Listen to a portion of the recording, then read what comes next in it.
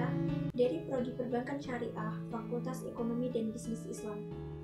Di sini, saya akan mengulas secara singkat mengenai Perjanjian Giyanti dan sejarah terbelahnya Pulau Jawa. Sebelumnya, Perjanjian Giyanti merupakan sebuah peristiwa besar di masa silam. Situs sejarah ini hadir sebagai perekat ingatan kolektif masyarakat dengan peristiwa tersebut. Perjanjian ini lahir sebagai sebuah kesepakatan segitiga politik antara Pakubuwono III, Pangeran Mangkubuwono, dan Perserikatan Dagang Hindia Belanda atau VOC pada tanggal 13 Februari 1755. Nama Giyanti sendiri diambil dari lokasi penandatanganan perjanjian, yakni Desa Janti. Tempat tersebut sekarang dikenal sebagai Dukuh Kerten, Jatiharjo, Karanganyar, Jawa Tengah. Di masa silam, Perjanjian Giyanti ini dibuat dalam rangka meredam api konflik yang telah terjadi berlarut-larut pasca perpindahan Keraton Kartasura ke Surakarta. Api dari peristiwa geger percinan tersebut ternyata belum mati tepat di sumbunya. Pada waktu itu, Mangkubuwono membantu Pakubuwono II dalam meredakan api konflik, dan Mangkubuwono mendapatkan hadiah berupa sebidang tanah dari Pakubuwono II. Namun, luas tanah yang diberikan rupanya menimbulkan rasa kecemburuan. Salah seorang pangeran lalu mengeluhkan ketidakadilan terkait hadiah tersebut kepada Gubernur Jenderal Baron van Imhoff. Sang Gubernur Jenderal di Batavia itu lantas mengeluarkan keputusan yang membuat tanah tersebut tidak jadi dimiliki oleh Mangkubuwono. Sejak saat itulah pecah perang Mangkubumen, puluhan ribu prajurit Belanda dan prajurit Jawa tewas. Perlawanan ini mendorong gubernur dari VOC untuk Jawa Utara, Nicholas Hartig, mengambil sikap untuk menyelamatkan daerah operasionalnya secara tertutup. Hartig melakukan perundingan dengan Pangeran Mangkubumi. Setelah berkali-kali melakukan perundingan, Hartig bersepakat dengan keinginan Pangeran Mangkubumi yang juga hendak menjadi penguasa di tanah Jawa. Pada tanggal 23 September 1754, nota kesepahaman antara VOC dan Mangkubumi terlaksana, dan nota tersebut disampaikan kepada Pakubuwono III, sang pengganti Pakubuwono II. Nota tersebut menyatakan bahwa Pangeran Mangkubumi mendapatkan wilayahnya.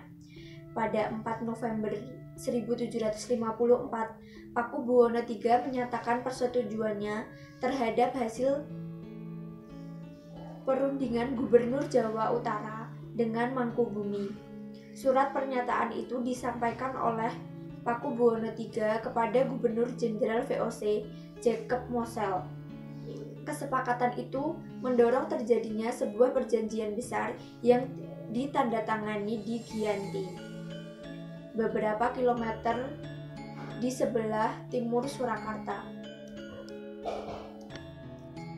Penandatanganan Perjanjian Giyanti ini menjadi pangkal dari terbelahnya tanah Jawa menjadi dua bagian, atau yang dikenal dengan istilah Palihan Nagari. Hal ini menjadi awal mula naik tahtanya Mangkubumi di Yogyakarta sebagai Sri Sultan Hamengkubuwono I dengan gelar Senopati ing Ngaloga Sayyidin Panatagama Kalifatuwoh.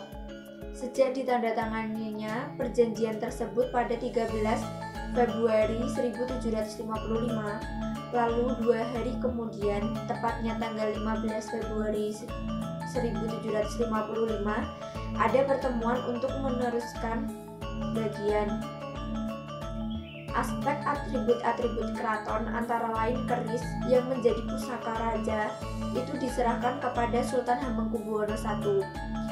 Yang kedua adalah bahasa. Jogja meneruskan dialek yang disebut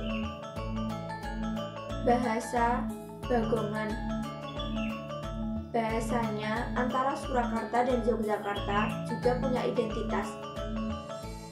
Kalau yang satu ada inggih, dan yang satunya lagi adalah injih.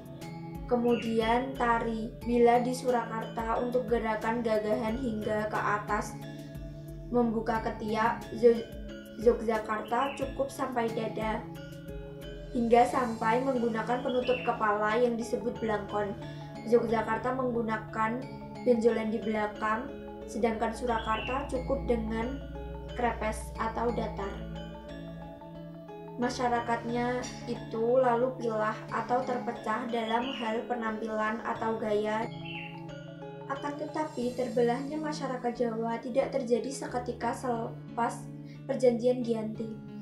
Proses pembagian wilayah dan juga aspek-aspek lain seperti bahasa mengalami proses panjang yang berjalan seiring waktu. Perjanjian Giyanti yang tidak merinci pembagian wilayah pada gilirannya menimbulkan rentetan-rentetan peristiwa. Pembagiannya itu sengaja diacak sehingga banyak wilayah-wilayah yang tumpang tindih satu sama lain. Ada beberapa wilayah Jogja, sekelilingnya wilayah Solo. Ada beberapa wilayah Solo, sekelilingnya wilayah Jogja, sehingga mengakibatkan kecenderungan untuk konflik di antara kedua kerajaan itu. Sementara itu, pasca perjanjian Giyanti, Raden Mas Said atau Pangeran Sambernyawa yang dahulu membantu Pangeran Mangkubumi masih terus melakukan pemberontakan. Seperti halnya Mangkubumi, Pangeran Sambernyawa yang juga Trahpakubuwono turut menuntut hak sebagai penguasa wilayah. Dalam gerakannya, pada Oktober 1755, Pangeran Sambernyawa berhasil mengalahkan satu kelompok VOC. Kemudian pada Februari 1756, ia juga hampir membakar keraton yang baru saja didirikan di Yogyakarta. Setelah perang bertahun-tahun, VOC akhirnya menyudahinya dengan penandatanganan Perjanjian Salatiga pada 1757. Perjanjian ini membuat tanah Jawa kembali terbelah lagi.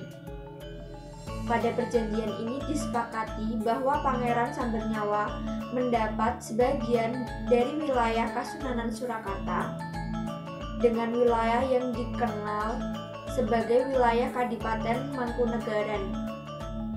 Pangeran Sambernyawa pun berjatah tahta dengan gelar Kanjeng Gusti Pangeran Adipati Arya Mangkunegara Lelana Jaya Misesa Senopati ing Aloga Satria Raga Mataram ing Nagari Surakarta Hadiningrat.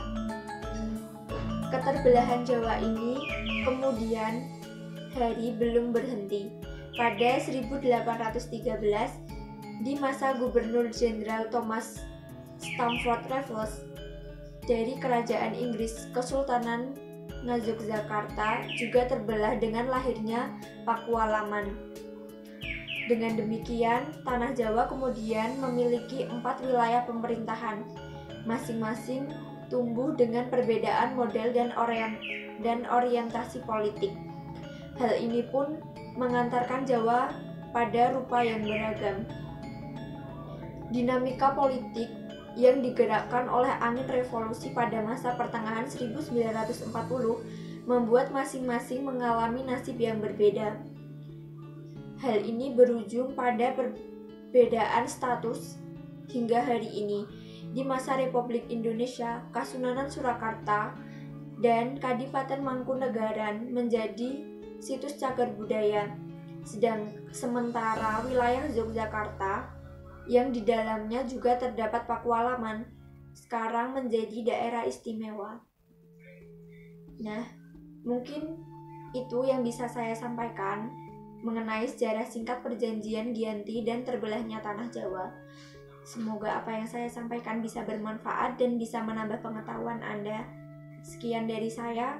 Wabillahi taufiq wal hidayah. Wassalamualaikum warahmatullahi wabarakatuh. Terima kasih.